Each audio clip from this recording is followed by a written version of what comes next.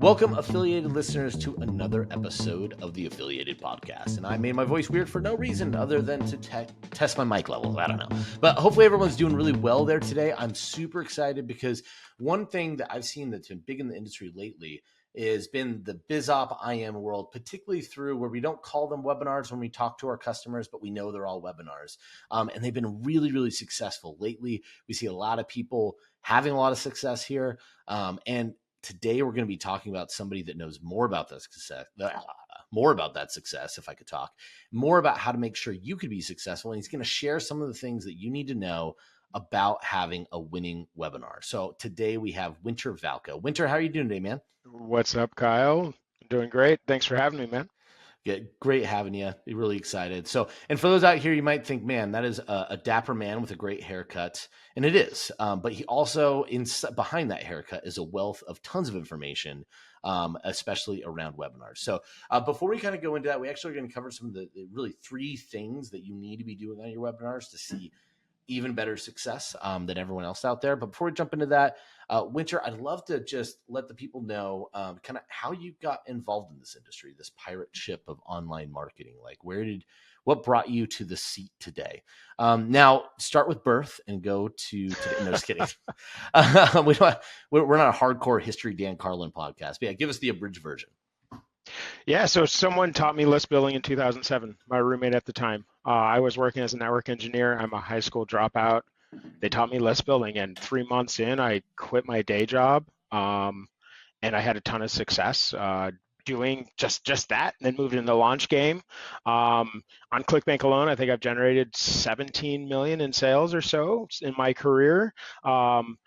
But I'm an engineer at heart, right? So I wasn't really finding a passion with what I was doing, and that kind of led me to what I've been working on today, and given me a wealth of webinar tricks and knowledge and information and experience. Yeah, no, that's awesome. Well, I'm going to dive back a little bit. Normally, I don't delve into it, but I think you mentioned a couple things that I think for a lot of people, like those things don't make sense. Like, you were an engineer, but you were also a high school dropout. Like, that seems really, really interesting. So, I know we've talked about this, but just can you expand just a touch on that? Like, how were you this rebellious dropout that was just so smart that he could still be a network engineer? Just born a nerd is the way I put it, Kyle. 1985, hooking up my VCR for my neighbors, when I was 5 years old type. Taught myself HTML in 94, and felt the future with computers for myself, and felt that although the message wasn't at the time, but felt that I didn't need college to play with computers. Right. Mm-hmm. Found myself wasting time in high school, so to speak, and ready to jump into the real world, and worked a lot of dead end, normal high school dropout jobs for a lot of years while refining my geekiness. Yeah, that's awesome. That is awesome. Well, I think it's really inspiring. I'm sure a lot of people listening right now have felt like that before. Like, the world isn't for me, so why do I need to go those standard routes? And the answer is you don't. So, and you're perfect proof of it today. So that's awesome, man. Well, let's jump into it then. We talked webinars. Webinars, obviously, I mentioned before, I think in general, and you've probably seen the same thing, they've worked for a long time.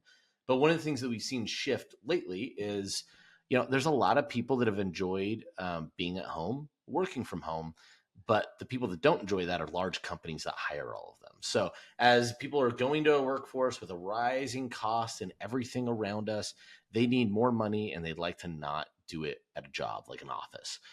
So it seems the rise for BizOp and IM, high ticket courses teaching this kind of stuff, are huge right now. And they definitely could be converting, but you need to make sure you know what you're doing with your webinar. So that being said, I know just a little preamble why I think this is important, why everyone should really pay attention to what you're going to say next. What I'd like to do is we're going to kind of go varying degrees of tips. So for people that are doing webinars, or they want to start their first webinar into the BizOp IM space, what is like the number one basic thing that you see people miss more often than not that you should be doing on your webinars that people just oftentimes miss? A lot of this is just messaging wise, but a lot of people just still rely on email. Email, right? Okay. So just email, and in 2023, using just email to engage with your audience isn't as optimal, especially when it comes to a webinar, right? So adding on different means of engaging with your audience will help improve the attendance. That's not necessarily on conversion side, but that's going to help get more people on the webinar, which of course is the first goal. So then, how when you say engage just through email, so you're essentially applying you get your opt in, you schedule where the same day, whatever but you're getting ready to go, and the only way to get the links, the only way they're touching, reminding, getting people to show up is solely through email. So what are the other ways, and then what are the ways that you see people dynamically or at least more effectively using omni-channel approaches to increase those show ups and get people to actually be there? So I'd say first off, SMS, right?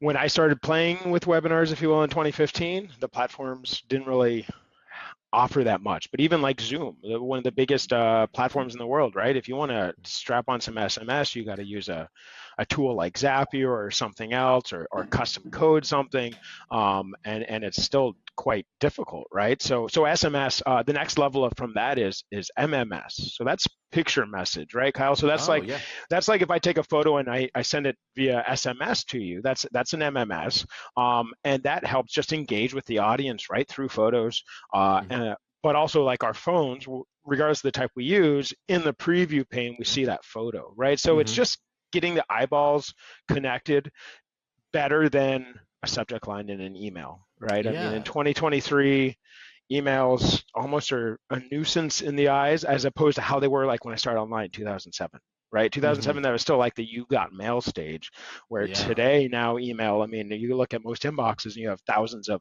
unread emails, Yes, but my but wife not constantly pictures. asks me what is wrong with me with my. I think I'm up to 20,000 on one of my email inboxes, and I was like, I open what I want. Like, so that's I scan it. yeah, yeah. So, but I think that's really interesting because you're totally right. Like, email is not dead, but it's become what direct mail used to be for us. It's something that we know we have. We know stuff is coming in it every single day, except for Sundays and holidays. But we're like, okay, like this is something I have to deal with, and sometimes it's good. Most of the times it's not. And funny enough, direct mail is probably closer to what email used to be than it is now, at least for younger generations. But so I going back to MMS, I think that's really interesting. So do you see when you do MMS, have you seen like a substantial difference in like what kind of percentage difference does that make when you're doing an image? And does the image matter that you end up using? Um, it does matter. There's a couple different ways to use it and elements to use it. You know, I've seen folks double their attendance rate just by implementing SMS and MMS, right? So going from just email to implementing just SMS and MMS. Some examples that I like talking about to use is, 15 minutes before using a couple different services and sending out a picture message. And Kyle, if you were to receive this from my webinar, I'm standing in front of a whiteboard, I'm pointing, and it looks handwritten. Hey, Kyle, we're starting now. Join us, right? And then Oh sending that yeah. 15 minutes before as an MMS. Now, 2023, people aren't thinking that that you took the right time to hand write that for me, right? It's Hmm. not like that, but they're still seeing that as attention getting. Another big area that a lot of folks miss the mark too is maybe they're going the level of sending the SMS or the MMS, but in that message says go find the Zoom email or go find the GoToWebinar email to join us. Right, so Hmm. that's friction causing there. So hey, you're Yeah. improving some. Another one that I love, and I first put this in my webinar in 2016. 10 minutes into it, sending out an animated GIF. So it's another MMS, and you can use this with many chats. So it doesn't have to be phone based. It can be different So you could do omni-channel like based. messengers and all that stuff. So yeah, Exactly, cool. exactly. And it's an animated GIF. It's a FOMO invoker, right? So it's a couple successive screenshots of your presentation they're missing out on. You send it to them. Hey, if you're not on here, you're missing out. Join link, right? Sending that like 10, 15 minutes into the presentation to further bump the attendance because we know psychologically if I signed up for something, I'm probably interested. So giving me a little FOMO feel of it if I'm not on there, that's going to Hmm. make me join in. And yeah. Yeah, a little FOMO with a little bit of guilt, right? Like, I think naturally, mother's guilt comes and we're like, I said I was going to be there. I didn't show up. Oh, and look, they're still sending me. They know I'm not there. Like I feel like that would be good on both sides. So, now a couple other clarifications because I know SMS makes sense, but you said you could use like many chats, and I could see how that's so effective because it's such a more intimate form of communication than email. whether it's it could be Facebook Messenger, it could be a DM on IG. I don't know if I'm just old that's like super intimate. If somebody sends me a text messages or a Facebook message, well, if it's Facebook message, there's a good chance I won't see it for some time. But Exactly. but like the text message is very intimate. It's hard to ignore that.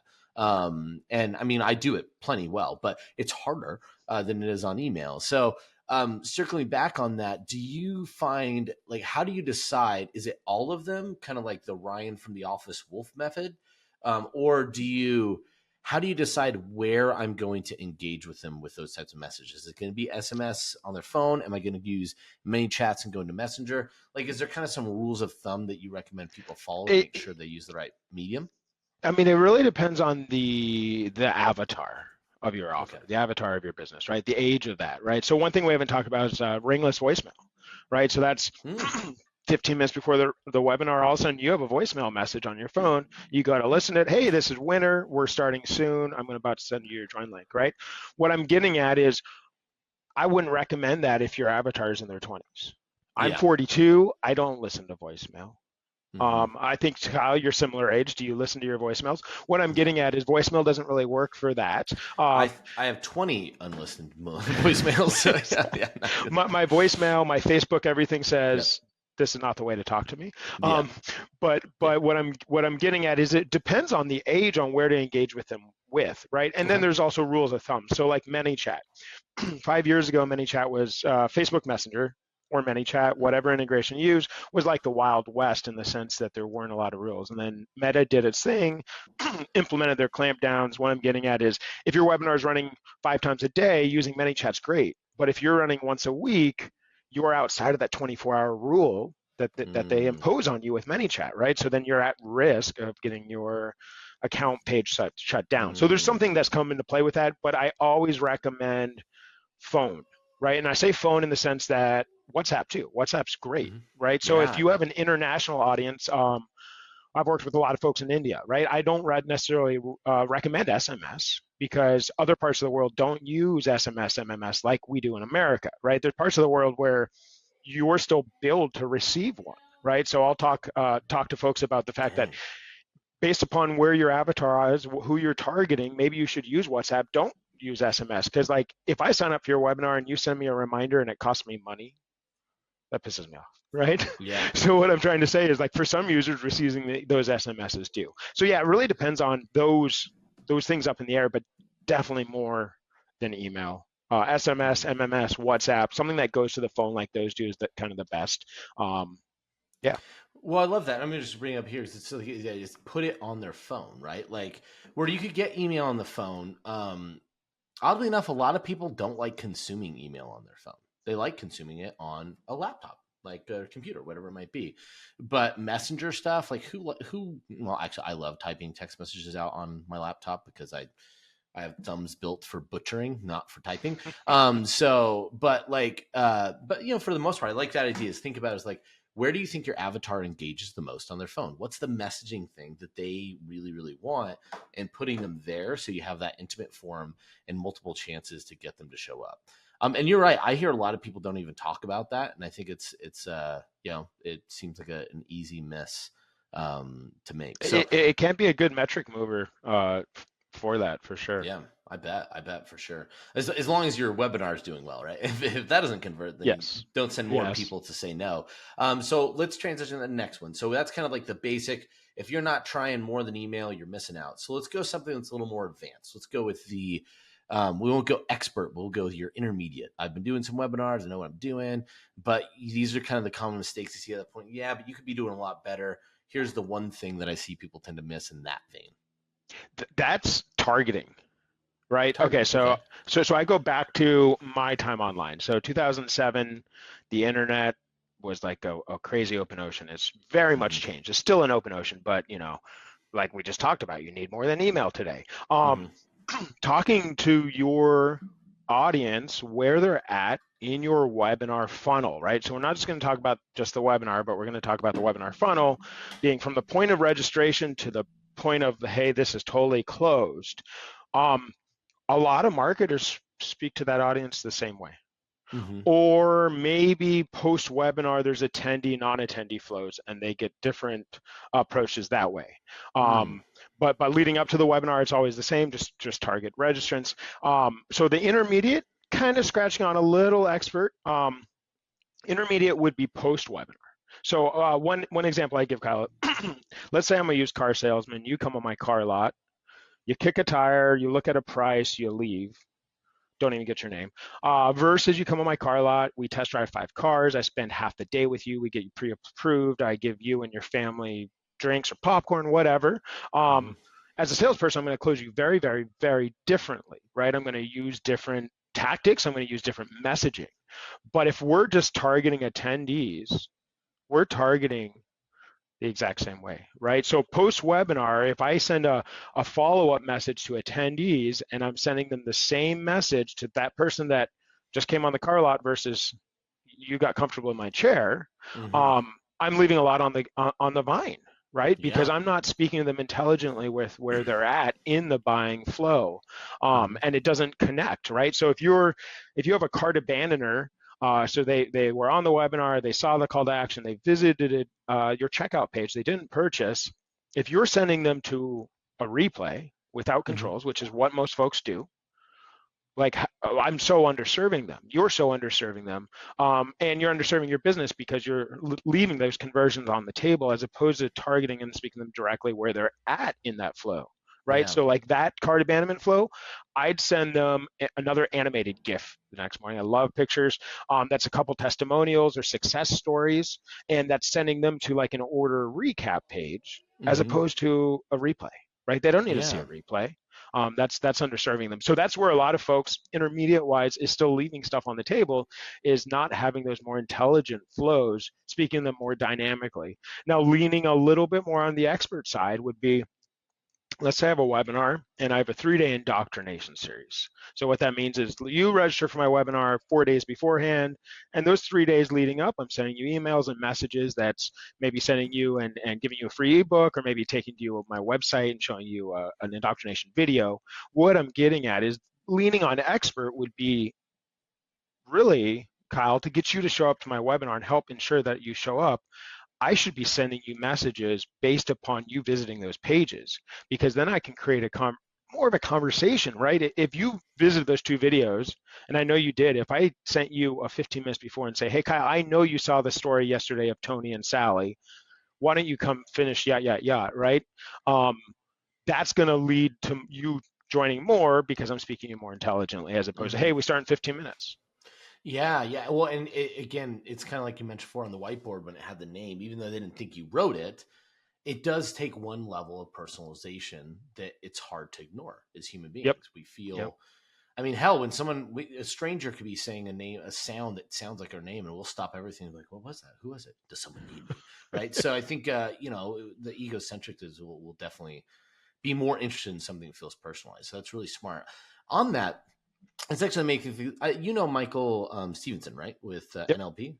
Yep. So he does some really cool stuff with their webinars and videos, and this kind of made me think of it. And I don't know if this is even possible in webinars, but the idea of tagging when people drop off and creating. So then when you send them a replay, the replay has their tag. Hey, you got this far, and I know you didn't finish. So now you could say that. And then I remember we started nerding out, and it was like, what if you could get to points where like I could say, okay, if they had dropped off to this point, I know they've received this information, so I'm going to send this message. If they dropped off to this point, it's this message. If they dropped off to this point, it's this message. Almost like you could start to learn a little bit about the consumer based on those drop off points. Now, Precisely.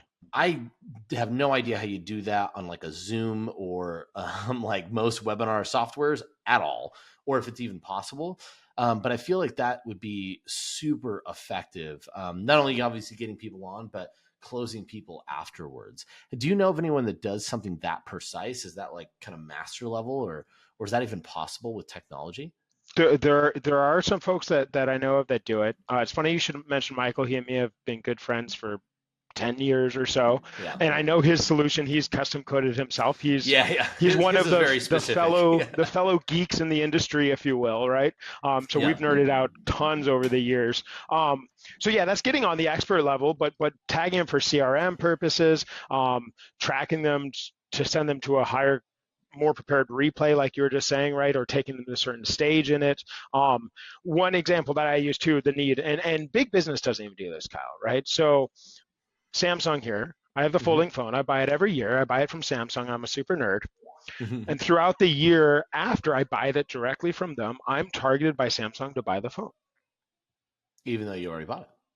Why are they not targeting me with here's a new update, here's a new feature, here's something that's, I understand the point of, like, especially big business, spending advertising money to the point of just getting always in front of the consumer, always being there, right? I Hmm. understand that, but why not build brand awareness through building value? Yeah. They don't build value with me.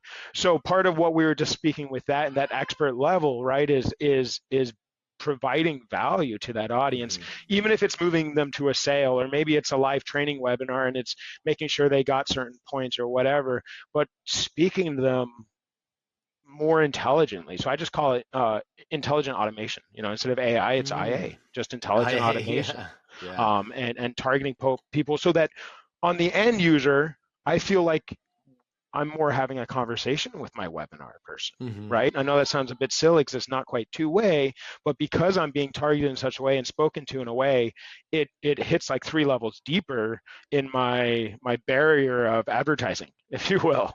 Yeah, well, I imagine on webinars too, that's got to be one of the biggest barriers you have, where you're balancing interest and conversions with the fact that they feel like you are building a relationship, you're bringing value to me, and the fact that if I buy whatever you sell me, the value is just going to come tenfold. You've already Yep. given me a lot, and I'm like, oh well, gosh, I could expect the value hits coming. It's funny because like with Samsung, with their money, you'd think they'd have some sort of automation or some sort of software that say, great, they're a buyer of this, and you're advertising them accessories You know, like have I, you I'm seen the dynamic charger for the it, fold phone, stuff like it, that. it it's actually awesome because I think it was Best Buy last year, because I've been talking about just this, right, with Samsung, Hmm. because it's a good model, a good method, or whatever example. I bought a new Samsung TV from Best Buy last year, and it was a mailer from Best Buy, but they actually sent me a physical mailer, Hmm. and it was new feature driven on my TV stuff. And I was like, Oh. holy crap, finally, right? And it was cool to see that. And it was initiated by Best Buy, so it was a third party. It wasn't the originating party, the OEM. Yeah. But still, it was cool to see that they're starting to like get just more intelligent. Because for Hmm. me, I was like, oh, that's a cool feature, as opposed to just a complete waste, right? Yeah, here's the thing you already have. Would you like to continue to see it? Like I see it every day. Like I don't need. I'd like to know how to use it better, possibly, or the things I could add on to it. So no, that's super smart. I'm now thinking like, man, like you buy like a console, like you should be not just games, but like extra controllers and things like this. I don't know. My marketing brain spinning of how many different ways that you could do that. But we know Yep. what's the best way to get somebody to convert is to find the point when the need is the highest, right? When we have the most need, the most want, the most attention around that thing. You don't sell bowling shoes to somebody that's never bowled before, but if I just went through a tournament and I thought this is the funnest thing ever, that's the ideal time to get someone to buy that stuff because they just think it's their new life, their bowl life forever.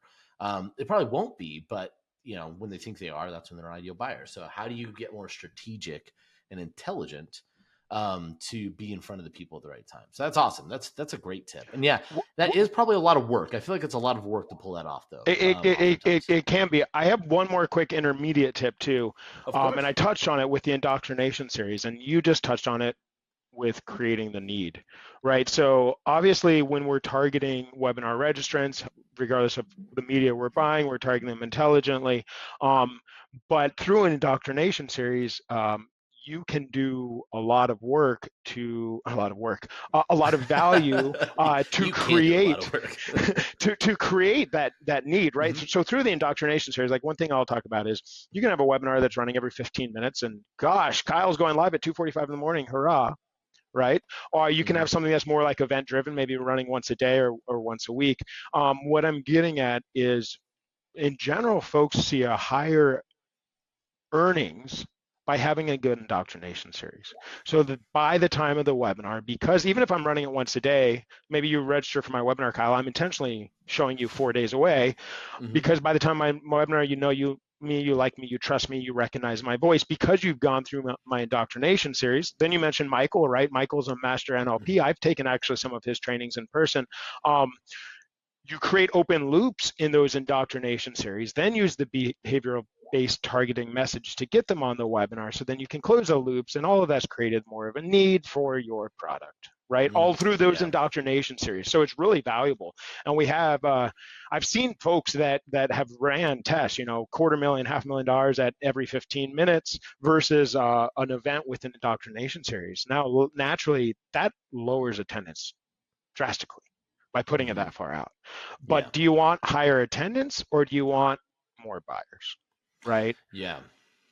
Yeah, you want more buyers, right? At the end of the day, like you want more buyers because that LTV, and I don't know if they ran through the full test, but I imagine like the LTV between those two buyers would be substantially different.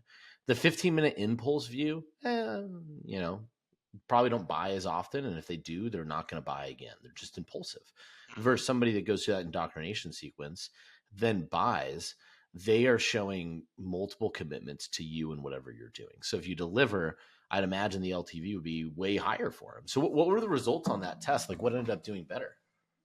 The event based, the Event indoctrination based. series event based. Yeah. Better Uh, conversions, better LTV. Was it? better LTV. This particular person I'm talking about, they've actually, since running this test, I found out recently they've 4x'd their business. They went from about 10 million a year to 40 million in this past year. Wow. Because they Um, just dumped doing 15 every 15. so yeah, so the other difference here is, every 15, like I said, 245, hey, is live, cool. Um, versus an upcoming event, whether it's in a couple hours, couple days, I'm making a commitment there. I'm setting that aside. I'm putting it in my calendar, so on and so forth, Mm-hmm. versus, oh, he's live, right? So naturally that affects the conversion. But when someone shows up, even if they don't have the indoctrination series, if I show up 2 days later for a webinar, I'm going to be viewing, everything increases because Yeah. I've done that, as opposed to, oh, cool, he's live.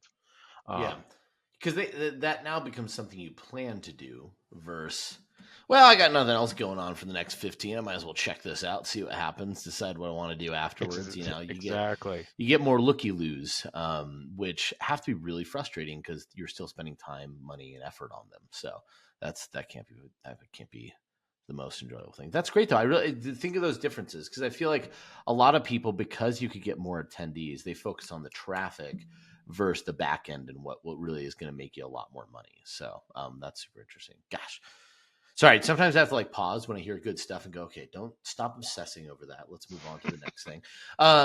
So with that, we're going to transition. Let's go. Now we're going to go. We've already kind of sprinkled a little bit of advance. You guys, I should say, listeners, you got a bonus tip from Winter, and you got a sprinkle of advance. So already just increasing the value. It's almost like you've done webinars. You've done this before, Winter, and podcast and whatnot. So let's go to like a more advanced tactic, something that is big. And then I have another question after that that's not tip oriented, but it's technology oriented. But yeah, give me just the last kind of more advanced tip. Yeah, so the more advanced tip would be, instead of having a webinar, having an event. So that it could be a webinar that runs once a day, once an hour, once a week, whatever, but making it more of an event feel, more of an event, more of not launch, but more of an actual presentation. So what I'm getting at is, we talked about the indoctrination series that can be called a pre-launch, right? That's going to get more folks on the call, knowing you, liking you, trusting you. But then post-webinar, most folks post-webinar just do a replay. That's it, Mm-hmm. right? Why not do an encore? Why not do a couple encores? Why Mm-hmm. not then go to a replay that's maybe using a just-in-time platform as opposed to a video on a page? Why not then maybe take your webinar and cut it up into 3 or 4 different bite-sized chunks and promoting that for a week or two post this webinar, creating a whole event out of it as opposed to just a webinar. Mm-hmm. That would be the more advanced, but let's say you have a live webinar, whether it's live or like live. Let's say you have 20% attendance from that. For lack of a better, let's say you have 100 registrants, let's say 20 people attend. You have an automated encore the next day. You're still going to get another 5 to 10 more percent showing up on that, right? And Nice. we know webinars out convert VSLs because a replay Yeah. is just a VSL. Hmm. Um, so that helps, you know, recoup on the ad spend if that's the way your business is generating leads through that. And then it also makes it, as opposed to maybe it's just a webinar with a 3-day replay, now you can turn this into a week-long event or a 2-week-long event. This can all be automation driven, or it can all be live driven, but it's creating more of like a whole series as opposed to just this small bite-sized chunk. Yeah, no, I really like that. I really like that. That's interesting because we know in marketing, the more you make people not feel like they're being sold to, the more likely they are to be sold. Right. So it's like, but you're right. If you call it an event, not a webinar, you don't just run them through a VSL afterwards, which starts probably eroding trust or making it very apparent that they have to buy something. So if I don't want to buy, I'm not going to watch. Right. So, I really like the idea of calling an event, making an event, treating it like an event, and it really opens you up to maybe more creative in the way that you present and show people that data. That's super, super smart. Can you think of like a recent event that someone's done? Maybe just kind of walk us through how they structured it and how they were able to do that. Not in tons of details, but maybe just like the idea of like, how would you sell something like that as an event and have kind of that week time frame? And then I will say I also love the encores instead of the replays. That's really good. So I mean, ideally, let's see, let's think about this. Let's say you're doing an event, so you create a 5-day indoctrination series. That indoctrination series could maybe initially start off with a questionnaire, right? And a Okay. questionnaire that's intentionally built, asking questions to start inciting the interest level from your audience. Maybe the next day you shoot out a little content video like this where you're going over the results from that questionnaire, right? Now, this could be evergreen, this could be live. But you're engaging with your audience to get what they're now. You're intentionally crafting it so that leading up to the webinar, that's creating more of that experience for them. But it's Mm-hmm. now starting to feel like an event because they've had the opportunity to answer a questionnaire. Then the next day they saw a video where you're Mm. reviewing it. Maybe then the next day you're talking about, hey, I made some adjustments to the upcoming event based upon XYZ. So it's creating that, oh, he's listening feel, they're listening to me feel. Then on the live webinar, whatever was discussed through that is exposed, is displayed. And then, yeah, post webinar, having the encore events, as opposed to just going just to a replay, right? Yeah. Most folks just do the replay, as I was talking about before, regardless of who they are, what they viewed or didn't view is just the replay, no controls. But yeah, really elongating it out to a full experience. And also providing, for the different learning modality types, right? Like, so maybe after the encores and so on, like I said, you chunk it up into a couple different sizes, and you can send that out and so on. There's a lot of ways that you can deliver the same content, the same webinar value, um, in a different format than, hey, we're live at 8 p.m. Awesome. Awesome. No, I really like what you said there too with think about different learning modalities. Like people that like, some people, myself included, like the idea of sitting through an hour and a half to learn something. I'm like, I thought I stopped having to do that in college. Like I need something in a micro way, unless I have like a podcast that I can listen to while I'm doing something else, right? Like it's tough to do that. So I really like having that mindset, understanding that. And I imagine that probably gets even more important the more you lower your demos and go to younger ages where people are much more willing and or able to be more dynamic in the different ways they consume information and how they Yep, consume it. That's yep. interesting. That's super. So that kind of transitions. I think the next thing is like these all sound really amazing, but a lot of this also sounds like, or actually is, I think one of the big things I see in webinars oftentimes is the technology to execute on all these things. We could sit in a room and nerd out on a lot of different stuff that you could do from a marketing standpoint. But I feel like webinar success, more than we want to acknowledge, comes on what you run your webinar through. What's the platform? What are the technologies you're using? Whether it's technologies to make sure you segment, technologies to make sure you track, technologies to make sure you get attribution for affiliates and JV partners. Technology is huge. It's what helps engagement be good on the webinars, helps you make it automate, like all that stuff. More than other offers, I feel like webinars the technology you use matters a ton. So that being said, what should people know, and what are the questions they should be asking themselves when it comes to the tech that they use to run their webinar? So just give me like 3 questions that you should ask yourself when you're going to select the best webinar software. So the first question would go down to the avatar and what you're trying to portray, right? Are you trying to make the webinar feel live? So a lot of what we talked about here is recreating that live or that like live environment, because that's what converts better, as opposed to if I register for your webinar at 2:45 in the morning and you're live, I know you're not live, which is Yeah. fine. We don't Or I have to think be live. you're addicted to meth, which probably is not a good sign. But like, we don't have to be live to sell. But that would be my first Yeah. question is, what platform would I go with if I wanted to make it feel live, right? So in 2015, when I put together my first high ticket webinar, there weren't as many solutions as there are today. Me and my business partner at the time, we were going live using GoToWebinar. Um, Side note, I would recommend to anyone putting together a webinar, do it a lot. What I'm getting at is we were doing a lot, right? Sometimes we'd Mm-hmm. have traffic, sometimes not, but this is a presentation that not you record once and you set in stone, you automate it then. You do it a lot. So we were doing our webinar a lot, and and I wanted to recreate that live environment because I didn't want to do it live anymore. I was doing it once a week. I was recently married, traveling the world, having to structure my life and time around this live webinar.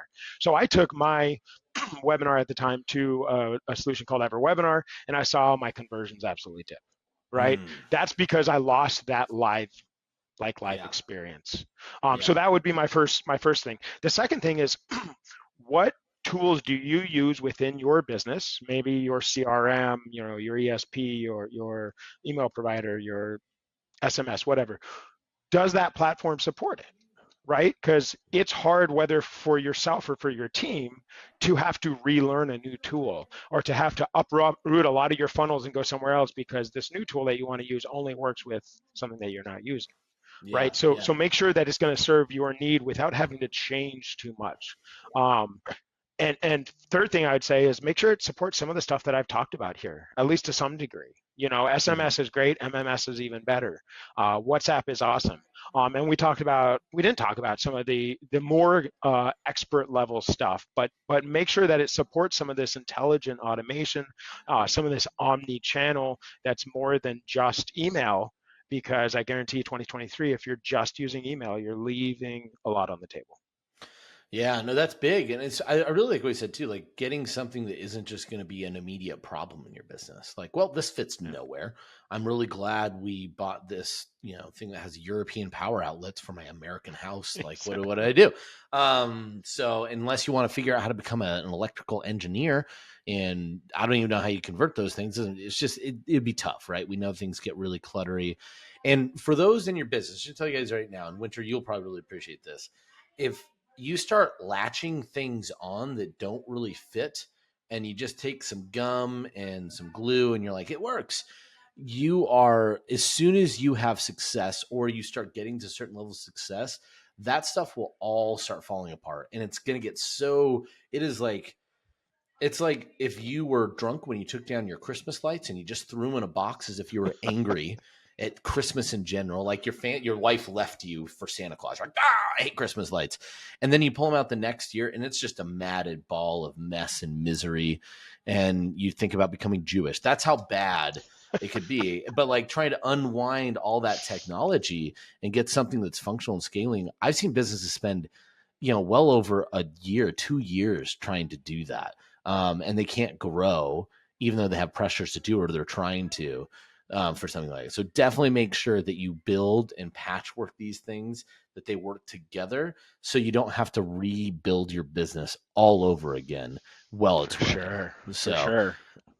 too many times. But anyway, so that being said, so we mentioned some things that are important to look for and questions to ask yourself with technology. Now, I appreciate you not coming on here and pitching and providing great value. And I'm going to make you, though. I'm going to make you pitch. Now, that being said, you do have amazing software that does webinars. So I I do. imagine it does a lot of these things. What I'd like to do is, I think some people are probably really curious. Just tell us a little bit about it. Like, what sets it apart from your GoToWebinars and other things out there? What's different? What could it do, and who's it for? Yeah. So the platform's called A Event. Um, it was born out of need. A lot of the need I kind of just discussed over the last half an hour here. Need of a platform that combines everything together and doesn't make me conform to new tools. Need of a platform that is able to recreate that like live experience if you want to create it.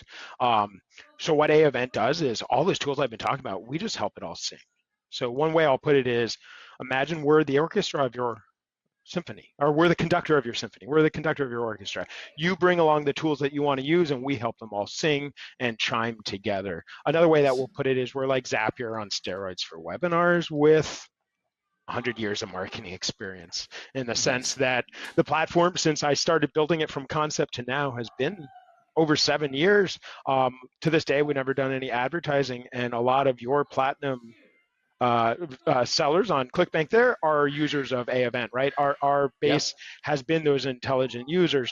So we help unlock everything that we were just talking about Mhm. through intelligent automation. You set it up one time and it's set and forget, right? I initially, as I mentioned, built it for myself, and that was to improve my quality of life.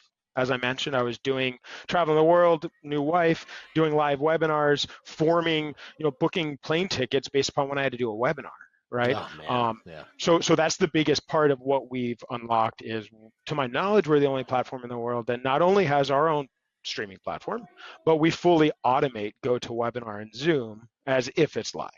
That's awesome. So clear feed through Zoom to recreate that live environment, but no live needed. That's fantastic. That is fantastic. And I'm really grateful because then you didn't have to sit and say, I either build the software or I look for my second wife. Because that's probably what would have been happening. It's like, oh, this is what I thought I'd get. But that's amazing. I think what you said too, we know that live webinars outconvert recorded. Yep. I've never seen it not, but to know that you could replicate that live experience and really increase those conversions, and we know that that's going to be continuing. Like you're gonna, if you can't do that, all podcasts are going to start getting, or not podcasts, all webinars and everything are going to start getting there. We see AI; it really makes a lot of this stuff get a little bit easier, which just means where you guys are, you're just going to keep getting better, right? So whatever features we're going to need in the future that we don't know yet, like smell-o-vision, you'll probably already have it integrated in there well before anybody else will. So Indeed. smell how success looks like. That makes no sense, but that's really, really cool. So ideally, who are the kind of people that should be using a event? Is it just, are we talking like, hey, I'm generating 100 million a year on webinars, or like what level would you say the time is now for me to So, start? so my answer to that is changing to a degree. For a number of years, we've been just of what I call like an enterprise solution, right? Pricing starts at $500 a month, so that naturally would create a webinar business that's doing seven figures or more with their webinar. We are introducing lower price points all the way down to $95 a month, and making the system more simple for the less experienced marketer, right? So everything I talked about, all the options are still there, but kind of taking it back some. So we're trying to open that gate right now. But yeah, up until recently, I would say really successful webinars, because that's been our target market That's for awesome. years organically. Is just folks that are generating high revenue with that, because as a tool that starts at $500 a month, unless you're making money with your webinar, that's a bit. Um, Yeah. but yeah, Yeah. Eating $500 for hopes that you won't have to eat that all the time probably is not as smart. But I have the exactly. technology. Probably should have the webinar though. No, no, that's great though. So I think one thing for people to know too, like, hey, like I first want to say, I think webinars in the BizOp IM space, if you're not in it and you're looking to maybe shift, really good time to jump into it now. And webinars, obviously, you're probably not going to start with a event, but also know that when you're there, if you're already doing it and you think, man, I wish my performance could be better, you might need to look at some new technologies that are help get you there fast and right away. So if somebody's interested, they want to find out more about a event, they want to find out more about you, they want to know what face cream you're using to keep yourself so ageless, as you talked about being an engineer in the 90s. So whatever those things might be, how can they get a hold of you? They can just head to aevent.com/clickbank. So if they Nice. hit Okay. hit the ClickBank link there, we'll have a special little video for it this audience. And yeah, whether myself, someone from my team can hop on a call, chat about your webinar, what you're doing. And I hope that what I've shared here today, like everything I've shared here today, doesn't require an event at all. And you can do a lot of it with Zapier or other tools. But there are elements that I mentioned that whether you sign up for an event, you don't do webinars at all, whatever, to think about and instill within your business, right? Even if you're just doing email marketing, if you're talking to the audience the same way, if you're just doing VSL, like it's time, it's need, the technology is there for us as marketers to start creating more intelligent sequences to speak with our audience, Yep. and not just this Samsung telling me to buy their darn phone. Yeah. I get it, Samsung. It is kind of cool to flip my smartphone. That's why I bought it. So, no, I love that. It's just great, great value. And I love that, again, we're not here to pitch a event. It's a great software. Seeing it in action. I know it is being used it is a technology secret for some of the top producers in this space. But I just love that you came in and shared just true value, that for anyone out there, they should be able to listen and say, if I'm not doing these things, I could do at least one of them and improve my business. That's fantastic. I'd also say that the funny thing is, outside of webinars, customization and that intelligent automation is something that helps every business out. So as a marketer, if you could think of ways you could be more precise at the point that they need you to be, to kind of scratch the itch that they have, you're always going to increase your performance. It's a tale as old as time, as a teapot once said. So with that, Winter, before you go, anything else you want to mention before you go? The floor is yours, as they would say. I mean, for those that are not doing webinars, but are interested, I would strongly recommend. For years, most of the revenue I generated through ClickBank was not through webinars, it's through $47 front end type funnels. There's something to be said when you're selling high ticket, when you or your team is having to interact with less customers. Generally less customers, less headache. Generally higher price point customers are easier to work with. I don't know why, but it's true. So with those things said, like I know for myself that made just a difference within my business, but just also my team and everything, is just that. Like the higher price point is nice, revenue wise, it's nice, but also just cognitively and dealing with issues, there's less. Yeah. You're the second guest to talk about how high ticket is freeing and almost be something you should think of from the start versus from like going low ticket.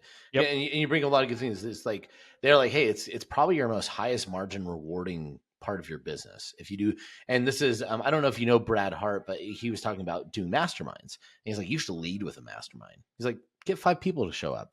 But you get 5 people to spend 10 grand to hang out with you. You could do that event for much less than what you'd make, and it's high margin. You'll learn a lot. Like, it's just, again, it makes a ton of sense. So I think that's a really, really interesting suggestion, and I think it would make a lot of sense. So, well, with that, guys, really appreciate your time, Winter. Really, really appreciate it. We'll make sure that the link is in the show notes, the description for that ClickBank page. And yeah, just I hope you have a great day, and look forward to seeing you again and hanging out and maybe talking more 3D printer stuff, because that was pretty cool. And I have a fun story I'm going to have to share with you sometime about geocaching, Dwayne Johnson, and 3D printers. So kind of an interesting little thing. But for different podcasts now. And for the users out there, again, rate, review, subscribe, like, do all the things that you hear on every single podcast. But more importantly, the one I really, really want you guys to do, reach out to us. Let us know what's the next conversation, what's the problem that you're having, what's the thing that you're faced with right now. You feel like the answers can't be answered by, ChatGPT hasn't given it to you, and you're thinking somebody should. Let us be that source of truth. Reach out to us, send us an email, and say, hey, we'd really like to see this. Comment on the YouTube pages. We do actually read those. It's why we're slowly fattening Thomas up to turn him into full Seth Rogen, because we know you guys already think he is. So we're just going to get there, working on it. So he's a little bit resistant. So send him some messages to encourage him, and we'll get there. Other than that, have a great one. I know Thomas isn't here, so I'll use his line, keep happy scaling. And until next time, thanks. Bye.